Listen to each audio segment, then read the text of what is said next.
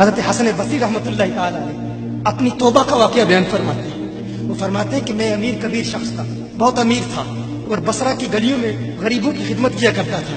اچانک میں نے ایک حسین عورت کو دیکھ لیا اور میں اسے دیکھتا ہی رہ گیا۔ اس عورت نے مجھے کہا انا تشتہی، تجھے شرم نہیں آتی؟ میں نے کہا ممن، کس سے شرماؤں؟ اس نے کہا وہ جو آنکھوں کی خیانت کو دیکھتا ہے اور دلوں کے پوشیدہ رازوں کو جانتا ہے، تجھے شرم نہیں آتی؟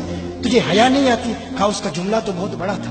حسن بصری اپنی توبہ کا واقعہ بیان فرما رہے ہیں، فرمایا اس کا جملہ تو بہت بڑا تھا لیکن وہ اتنی حسین تھی، ایسی خوبصورت تھی، میں پھر بھی مسلسل اسے دیکھتا رہا اور دیکھتا ہی رہ گیا۔ اور پھر آخر اس نے کہا کیوں بار بار مجھے دیکھتا ہے؟ میں نے اس عورت کو کہا کہ تیری آنکھیں اتنی خوبصورت ہیں کہ تیری جھیل جیسی آنکھوں میں ڈوبنے کا جی چاہتا ہے۔ اس عورت نے کہا اچھا تو ایسی بات کرتا ہے، تو یہاں انتظار کر۔ وہ عورت اپنے گھر میں چلی جاتی ہے۔ تھوڑی دیر کے بعد کہا میں انتظار کر رہا تھا۔ تھوڑی دیر کے بعد اس کی خادمہ آتی ہے، اس کے ہاتھ میں ایک تشت ہے اور اس تشت کے اندر اس پر ایک کپڑا ہے۔ کہا میں نے کپڑا اٹھایا تو اس میں اس کی 2 آنکھیں تھیں۔ اس نے اپنی 2 آنکھیں نکال کے اپنی خادمہ کو دے دی کہ اس کی وجہ سے اس کا دل دین سے دور ہوا ہے، مجھے یہ آنکھیں نہیں چاہیے۔ کہا اس پر ایک کاغذ تھا، کاغذ پر لکھا ہوا تھا مجھے ایسی آنکھوں کی ضرورت ہی نہیں جس سے ایک مرد فتنے میں مبتلا ہو جائے۔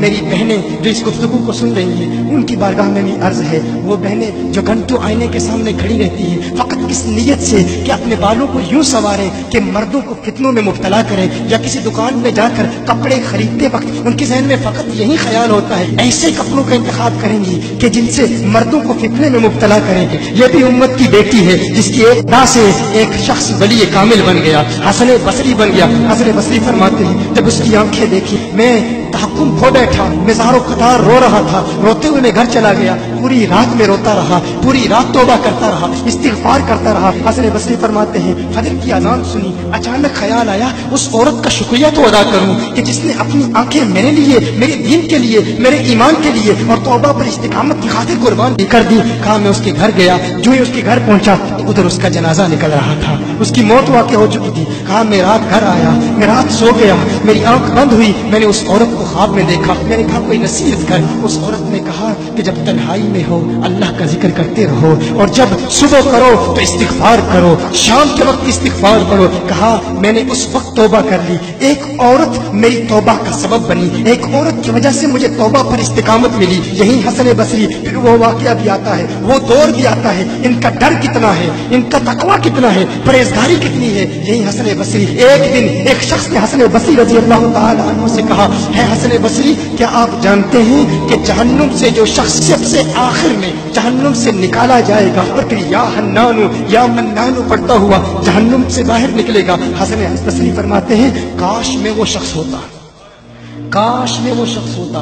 کہا گیا کہ جو جہنم سے سب سے آخر میں نکلے گا، 1000 سال جہنم میں رہے گا، یا حنانو یا منانو بڑھتا ہوا جہنم سے باہر نکلے گا۔ کہا کاش میں شخص ہوتا۔ انہوں نے کہا حضرت آپ کیا فرما رہے ہیں کہ آپ جہنم میں جانا چاہتے ہیں؟ آپ تو بزرگ ہیں، اللہ کے ولی ہیں۔ کہا تم میری بات نہیں سمجھے، وہ جو جہنم سے نکالا جائے گا کم از کم نکلنے کی ضمانت تو ہے، اس سے یہ تو پتا چل رہا ہے کہ ایمان پر موت واقع ہوگی۔ مجھے اپنے ایمان کی ضمانت نہیں ہے، میں نے اس لیے کہا کہ اگر مجھے یہ ضمانت بھی مل جائے کہ میں وہ ہوں تو وہ بھی مجھے قبول ہے، کم از کم ایمان تو سلامت لے کے جاؤں۔ میں کہتا ہوں اللہ فرماتا ہے خوف نہیں ہے، ڈر نہیں ہے، پھر فرماتا ہے یہ ڈرتے بھی ہیں، یہ ڈرتے بھی ہیں، لیکن ان کے ڈر اور ہمارے ڈر میں فرق کیا ہے؟